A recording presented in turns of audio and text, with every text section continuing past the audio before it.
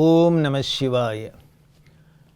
வாக்குண்டாம் நல்ல மனமுண்டாம் மாமலராள் நோக்குண்டாம் மேனினுடங்காது பூக்கொண்டு துப்பார் திருமேனி தும்பிக்கையான் பாதம் தப்பாமல் ஷார்வார் தமக்கு.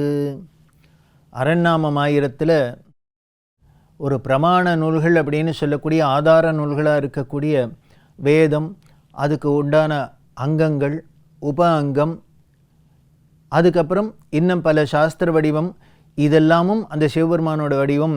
இதெல்லாம் உலகத்துக்கு வெளியிட்ட ரிஷிகளோட வடிவமே அவர் தான் அப்படின்னு. ஏன்னா அந்த ரிஷிகளுக்கெல்லாம் எங்கேருந்து இந்த சக்தி வந்தது, அந்த அறிவு எங்கேருந்து வந்தது அப்படின்னு, அந்த பேரறிவிலேருந்து வந்தது தான் இந்த சிற்றறிவெல்லாம். இதெல்லாம் சொல்லி அந்த வடிவமாக இருக்குன்னு சொன்னது.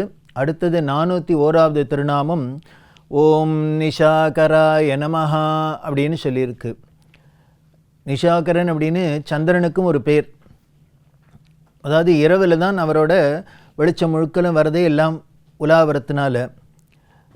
ஆனால் இந்த இடத்துல அப்படின்னா முன்னாலேயே சொன்னோம், வேதத்தோட ஒரு அங்கமாக இருக்கக்கூட வியாக்கரணம் அப்படிங்கிற ஒரு சாஸ்திரம் சொன்னோம்.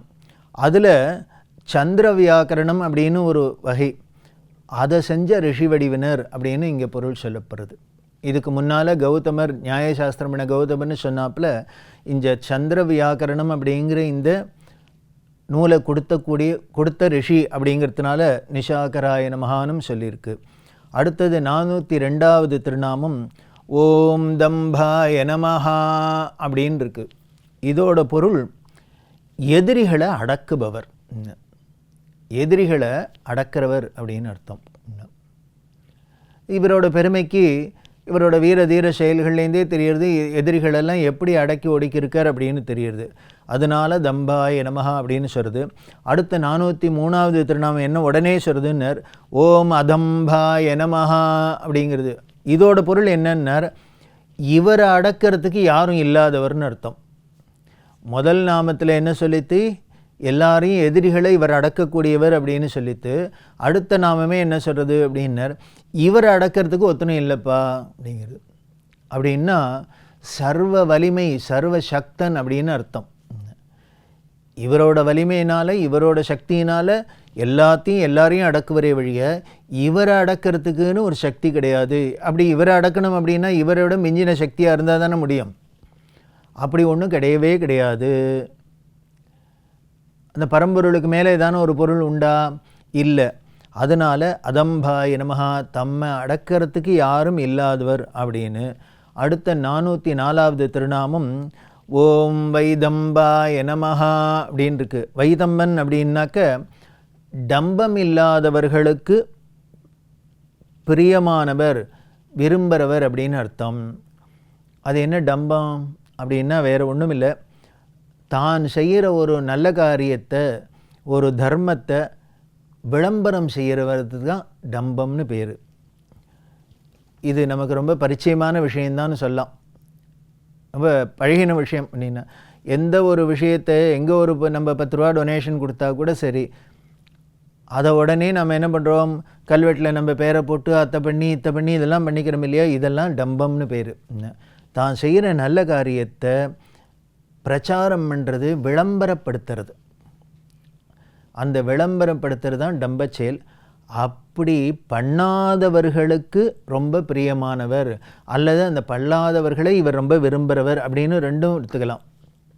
அந்த டம்பமில்லாத எளிமையாக பண்ணக்கூடியவர்கள் தாங்கள் பண்ண நல்லதை, ஏதோ நல்லது பண்ணும் சார் பண்ணுறேன், இது என்ன, இதுக்கு யார் என்ன சொல்லணும், பேரை பற்றி தெரியவானே, ஒன்றும் வேண்டாம் அப்படின்னு எத்தனை பேர் இருக்கா பார்க்குறோம். அப்படி தான் பண்ணின நல்லதை வெளியில் சொல்லாத, விளம்பரமில்லாத நன்மை செய்யக்கூடியவர், நல்ல காரியங்களை செய்யக்கூடியவர்களுக்கெல்லாம் ரொம்ப விரும்பத்தக்கவர் சிவபெருமான். அவர்களாலும் விரும்பத்தக்கவர், அவர்களும் இவரால் விரும்பத்தக்கவர். அதனால் இவருக்கு இப்படி ஒரு பேராக இருக்குது. அதுதான் ரொம்ப முக்கியம். நம்ம எந்த ஒரு விஷயத்தை பண்ணினாலும் நன்மையை செய்கிறதுக்கு நமக்கு ஒரு வாய்ப்பு கிடைச்சிருக்கு அப்படின்னு செய்கிறது தான். அதில் ஏன் இப்படி இருக்கணும் அப்படின்னார், ஒன்றுமில்லை, இப்படி பண்ண நம்ம டம்பமாக விளம்பரப்படுத்தப்படுத்த நமக்கு கர்வம் ஏறிக்கும், தலகனை ஏறிக்கும். நம்ம ரக்கத்தொண்டு சாதிக்கிறோம், நம்ம தான் ரக்கத்தொண்டு சாதிக்கிறோம் அப்படின்னு. அந்த கர்வப்பட்டு சாஸ்திரம் சொல்கிறது, நம்ம பண்ணின நல்லதை நாமளே நம்ம பண்ணின தான தர்மங்களை நம்ம பண்ண நல்லதை நாமளே சொல்லிட்டோம் அப்படின்னா அந்த புண்ணியம் பேடுறது, அதோட பலன் போகிறது அப்படின்னு சொல்லுது. இதுக்கு நேர் எதிரடியாக என்ன சொல்லிருக்கு, அடுத்தவர்கள் பண்ணுற தப்பை, அடுத்தவர்கள் பண்ணுற பாவத்தை சொன்னோன்னா அந்த பாவம் நமக்கு வந்துடும் அப்படின்னு சொல்கிறது. அதனால் நாம் செய்யக்கூடிய நல்ல காரியங்களை விளம்பரப்படுத்தாத, பிரகடனம் இல்லாத, நாம் பாட்டுக்கு அமைதியாக செஞ்சிருந்தால் அது எதுக்காக நமக்கு சித்தசுத்தி ஏற்படும், அறிவு தெளிவு ஏற்படும். அதுக்காக அப்பேற்பட்டவர்களால் விரும்பப்படுறவர் தான் இந்த 404வது திருநாமம் சொல்கிறது. 405வது திருநாமம் ஓம் வஷ்யாய நமஹ அப்படின்னு இருக்குது. வசப்படுத்துறது அப்படிங்கிறோம். அப்படின்னா இதோட பொருள் என்ன அப்படின்னார், வசப்படக்கூடியவர் அப்படின்னு. இதுக்கு முன்னால் ஒரு நாமத்தில் யாரும் அடக்கிறதுக்கு ஆள் இல்லாதவர்னு சொல்லித்து, ஆனால் இங்கே என்ன சொல்கிறதுன்னர், வசப்படுத்தக்கூடியவர்.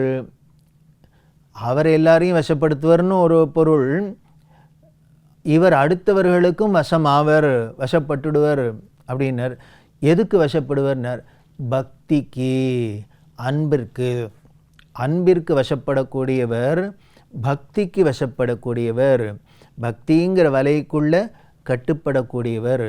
இவர் யாரும் அடக்கிறதுக்கு ஆள் இல்லாத இருக்கலாம், ஆனால் பக்திங்கிற வலைக்குள்ளே இவரை அடக்கிவிடலாம். ரொம்ப அழகாக இருக்குது இவரோட பெருமையில். அப்படி பக்திக்கு வசப்படுவர் அப்படின்னு சொல்லியிருக்கு. சரி, பக்தின்னா எது மாதிரி பக்தி? சும்மா நம்மளாம் பண்ணுறாப்புல சாதாரண பக்தியா? இல்லை. அதுக்கு உதாரணமாக யாரை காமிக்கிறது அப்படின்னர்,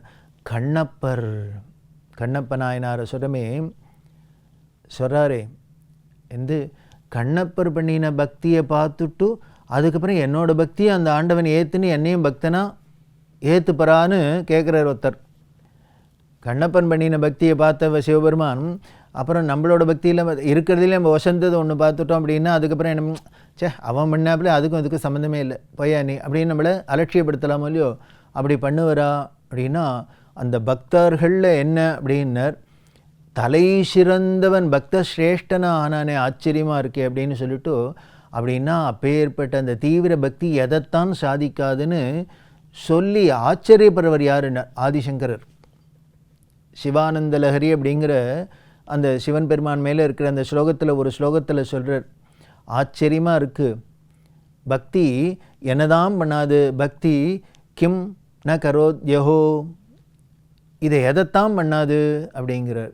ஏன்னர், ஒரு வனச்சரன் பக்தாவதம்சாயத்தே அப்படிங்கிற, ஒரு காட்டில் திரிகிற வேடன் பக்தர்கள்லேயே உயர்ந்தவனாக ஆக முடியுமா ஒரு நிலைமை வந்ததே. அதனால் பக்திங்கிறது என்னதான் சாதிக்காது, எதைத்தான் பண்ணாது அப்படிங்கிற. இந்த காட்டில் இந்த வேடன் கண்ணப்பனுக்கு என்ன தெரிஞ்சுது? ஏதானும் வேதமந்திரம் தெரியுமா, சாஸ்திரம் தெரியுமா, என்னென்ன நெறிமுறை தெரியுமா, எப்படி சடங்கு பண்ணணும், ஏதானும் ஒரு தெரியுமா? ஒன்றும் தெரியாது. ஆனால் வேட்டையாட போன இடத்துல ஒரு சிவலிங்கத்தை பார்த்தார். பார்த்த உடனே காதல், அப்படியே அன்பு பீரிட்டுன்னு வந்தது. யாரோ ஒரு சிவாச்சாரியர் வந்து பூஜை பண்ணிட்டு போகிறார், எல்லாம் பண்ணிட்டு போகிறார். இது மலை மேலே இருக்குது, ராமுழுக்களும் இருக்குது.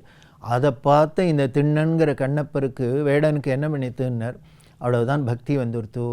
பக்தி வந்தால் ராமுழுக்களும் இது தனியாக இருக்குமே, இந்த சாமி இந்த காட்டில் ஏன்னா இப்போ நீவே சிங்கம் புலி கரடின்னு எல்லாம் துஷ்ட மிருகங்கள்லாம் வருது, அப்படி இருக்கிறதே இந்த ஆள் தனியாக இருக்கேன்னுட்டு விடிய விடிய காத்துன்னு உட்காந்துருக்கார். நாமளாம் இப்படி இருக்கும்போது கோவிலுக்கெல்லாம் போகிறோம், சாமியெல்லாம் தனியாக உட்காந்துருக்கு, யாரானு திருடர் போகிறேன் ஏதாவது நம்ம வாசல்லையாக நிற்கிறோம்? இல்லை, நம்ம வேலை ஆச்சா ஓடி வந்துடுறோம். ஆனால் கண்ணப்பர் என்ன பண்ணான்னார், சிவபெருமான் தனியாக இருக்கார், காட்டில் இருக்கார், இரவு முழுக்களும் தனியாக இருக்கணுங்கிறதுக்காக காவல்காரனாக இவர் இருக்கார் அப்படின்னு. அவர் உலகத்தெல்லாம் காவல் காக்கிறார், காத்துன்னு இருக்கார் அப்படின்னா இவர் என்ன பண்ணார், அவருக்கு காவலராக இருக்கார். இதுதான் பக்தியோட உச்சம். அதாவது இங்கே பார்த்தோம் அப்படின்னா இதெல்லாம் ஒரு பகுத்தறிவுக்கு ஒத்து வருதா? ஆனால் பகுத்தறிவுக்கு ஒத்து வராத பண்ணின இந்த பக்தி தான், அதுக்கு பேர் தான் பக்தியில் மட்டும் அது என்ன அப்படின்னர், உணர்வு பூர்வமான விஷயம், எமோஷன் அப்படின்னு சொல்லுவேன், அதுதான் பக்தி. அப்படி இந்த எமோஷன் மேலிட்டாலே அறிவு கீழே தான் இறங்கும். அப்படி தான் இவர் பக்தி பண்ணியிருக்கார். அப்படி பண்ணினத்தினாலே இவர்கள் பக்தர்கள் எல்லாம் உயர்ந்தவர் அப்படின்னு சொல்கிறவர் யார்? ஆதிசங்கரர். இவரோட அந்த கண்ணப்பரோட பக்தியை பார்த்து ஆச்சரியப்படாதவர்களே கிடையாது. பட்டினத்தார் சொல்கிறார், நானும் பக்தி பண்ணுவேன்ப்பா, என்ன வேணால் பண்ண முடியும், ஆனால் 3 பேர் பண்ண பக்தி மாதிரி என்னால் பண்ணவே வராது, ஒரு காலம் பண்ண வராது அப்படிங்கிறார். அந்த 3 நாயன்மாரில் 3 பேரை காமிக்கிறார். அதில் ஒருத்தர் யாருன்னு கண்ணப்பன். நாளேழில் இவர் பக்தி பண்ணினது ஏதோ தலைமுறையாக பண்ணிட்டு இருக்கோம், பரம்பரையாக பண்ணிட்டு இருக்கோம், வருஷக்கணக்காக பண்ணிட்டு இருக்கோம் இல்லை, 7 நாள், வெறும் 7 நாள். இவர் வேட்டையாட போனர் காட்டுக்கு, அங்கே சிவலிங்கத்தை பார்த்தார், என்னமோ காதல் பீரிட்டுன்னு வந்தது, பக்தி பீரிட்டுன்னு வந்தது, பக்தி பண்ண ஆரம்பித்தார். அதில் என்ன 7 நாள், 8வது நாள் கைலாயம் போயாச்சு. இப்படி 7 நாளில் யாரானும் இப்படி கைலாயத்தை அடைய முடியுமா? எப்படி அடைஞ்சான்னு அப்படின்னா அவரோட பக்தியோட அந்த பெருமை எவ்வளவு இருக்கணும், அதோட வலிமை எவ்வளவு இருக்கணும்னு நம்மளால் கற்பனையே பண்ண முடியாது. அதனால தான் பட்டினத்தார் சொல்கிறார், ஐயோ என்னால் பண்ண முடியாதுப்பா, அவரை மாதிரி என்னால் பண்ண முடியாது அப்படிங்கிறார். இப்படி பட்டினத்தார் அங்கலாக்கிறார். ஆதிசங்கரானா இப்படி காட்டில் இருக்கிற ஒரு வேடனை இப்படி பக்தர்களே உயர்ந்தவனா ஆக்கிடுத்தே அப்படின்னா அந்த பக்தி என்னதான் பண்ண முடியாது, அதால் எதுதான் சாதிக்க முடியாதுன்னு அவர் அங்கலாக்கிறார். அதே மாதிரி இன்னொருத்தர் சொல்கிறாரே, என்ன சொல்கிறார்னு, அவர் பண்ணின பக்தியை பார்த்ததுக்கு அப்புறம் என் பக்தியும் பக்தினா அவர் ஏதானும் எடுத்துன்னு பதில் சொல்லுவரா, அருள் செய்வரா அப்படின்லாம் கேட்குறாப்புல இருக்குன்னா அந்த கண்ணப்பரோட பக்தி எவ்வளவு உயர்ந்ததுன்னு தெரியணும். அதில் தான் ஆதிசங்கர் சொல்கிறார், இவர் என்ன பண்ணினார், ஒன்றும் தெரியாது, ஒரு வழிமுறையும் ஒரு ப்ரொசீஜரும் ஒன்றும் தெரியாது. இவர் பார்த்தார், அந்த பூஜை பண்ணுறதை பார்த்தோன்னே தானும் பூஜை பண்ணணும்னு ஆசை வந்தது. இவர் போனார், அந்த சொர்ணமுகிங்கிற நதியில் தண்ணி எடுத்துன்னு வரணும்னா இவருக்கு என்ன ஒன்றே பாத்திரங்கத்திரம்லாம் வச்சுருக்காருன்னர், வாயில் எடுத்துட்டார், வாயில் அப்படியே ரொப்பிண்டார். பூவை எடுத்தார், பார்த்தார், ஏதோ காட்டு பூ, அதை எடுத்தார், அதை வச்சுக்கிறதுக்கு என்ன பாத்திரங்கத்திரம்லாம் இருக்கா, குடலை இருக்கா, இல்லை, பையெல்லாம் இல்லை, தூக்கி தன்னோட தலையிலேயே சொருகின்றார். நேவேத்தியம் வேணும் அப்படின்னா என்ன பண்ணினார், இவர் காட்டில் வேட்டையாடினார், அந்த மாமிசம் சுட்டார், இது நன்னா இருக்கான்னு அவரே கடித்து பார்த்து நன்னா டேஸ்ட்டு பார்த்தார். இத்தனையும் எடுத்துட்டார். ஒரு கையில் பூ குடலை, ஒரு கையில் இந்த மாமிசம், என்ன வாயில் தண்ணி வந்தார். சிவபெருமானுக்கு பண்ணணும் அப்படின்னா அது என்ன பண்ணும், அந்த மேலே இருக்கிற பூவெல்லாம் பழசெல்லாம் எடுத்துகிட்டு தானே பூசப்படுவோம், எப்படி இருக்கிறது, 2 கையிலையும் சாமானுக்கு. அதனால் என்ன பண்ணாங்க, செருப்பு காலால் அப்படின்னு தள்ளினார், சிவலிங்கத்து மேலே இருக்கிற பூவெல்லாம் வெளியில் தள்ளினார். ஆதிசங்கர் சொல்கிறார், இப்படி வழியில் நடந்து வந்த அந்த செருப்பை தூக்கி உன் தலைமையில் வச்சாரே, அது உனக்கு எப்படி தெரியுமா இருந்தது, எங்களுக்கெல்லாம் வேணால் பார்த்தா பதறாப்பில் இருந்தது, உனக்கு எப்படி இருந்ததுன்னார். அந்த கலசத்தில் தீர்த்தம் வச்சு சாமிக்கு கடைசியில் அபிஷேகம் பண்ணுவோம் இல்லையா, அதில் வச்சுருக்கிற அந்த மாவில் கூர்ச்செல்லாம் சாமி மேலே வைப்பா, அந்த கூர்ச்ச மாதிரி உனக்கு இருந்ததா? அதே மாதிரி அவர் வாயிலேருந்து உமிழ்ந்தார் அந்த தண்ணி, அது என்ன பெரிய மந்திரம், ஏகாதச ருத்ரம் பண்ணி மந்திரத்தினால மந்திச்ச கங்கா தீர்த்தம் மாதிரி இருந்ததா உனக்கு? அதே மாதிரி கிஞ்சித் பக்ஷித மாம்சம் அப்படின்னார். அவர் டேஸ்ட்டு பார்த்து ருச்சி பார்த்து அவர் சாப்பிட்டு பார்த்துட்டு நன்னா இருக்குன்னு வச்ச மாமிசத்தை உனக்கு படைச்சாரு, அது உனக்கு நவ்யோபகாராயத்தை, உனக்கு புதுசாக பண்ணின பிரமாதமாக நாங்கள் சக்கரை பொங்கல் புளி சாதம் என்னெல்லாமோ பண்ணி உனக்கு பண்ணுறோமே, அதை விட வசந்ததாக இருந்ததா? அதனால தான் அவருக்கு 7வது நாளில் நீ கைலாசத்துக்கு அழிச்சுன்னு போனியா. இப்படி பண்ணினவன் என்ன, கண்ணில் தண்ணி வருதுன்ட்டு உடனே கண்ணை பிடுங்கி ரத்தம் வந்ததேன்னு கொடுத்தாரு. இப்படி நாம் கொடுப்போமா? அதனால தான் அப்படி அவர் பக்தி பண்ணினத்தினால நீ வசமான, அதனால தான் வஷ்யாய நமஹா அப்படின்ட்டு பக்தி பண்ணினா அப்படி ஒரு பக்தி பண்ணணும் அப்படிங்கிறத நமக்கு வழிகாமிக்கிறது. அப்படி இருக்கிற அவரோட பெருமையில் இன்னும் பல விஷயங்களை தொடர்ந்து பார்க்கலாம். ஓம் நம சிவாய.